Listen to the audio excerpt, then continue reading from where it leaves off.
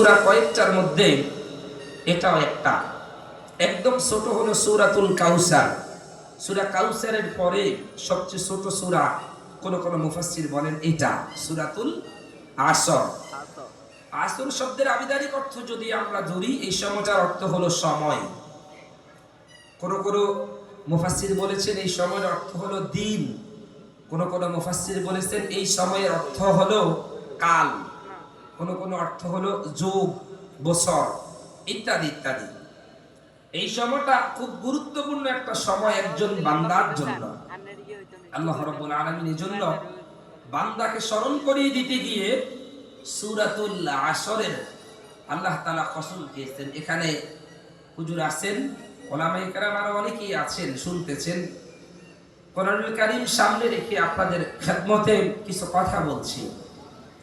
তো আল্লাহ তাআলা সূরাতুল আসরের কথা বলতে গিয়ে মানব জাতিকে স্মরণ করিয়ে দিচ্ছেন আসরের সময়টা এই সেই কোনো সময় নয়। আসরের সময়টা খুব গুরুত্বপূর্ণ একটা সময়।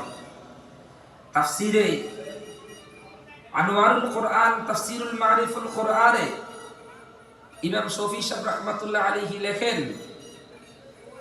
আল্লাহর যদি কোনো গোলাম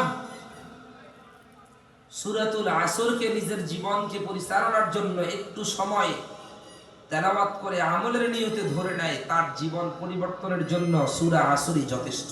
সুবহানাল্লাহ। ইমাম শাফি রাহমাতুল্লাহ আলাইহি বলেন, এই সূরার এমন কিছু গুরুত্বপূর্ণ আছে, কিছু গুরুত্ব আছে যেটা মানব জাতি যদি বুঝে আল্লাহ তাআলা তাকে এই সূরার মাধ্যমে হেদায়েত দিয়ে দিবে। সুবহানাল্লাহ।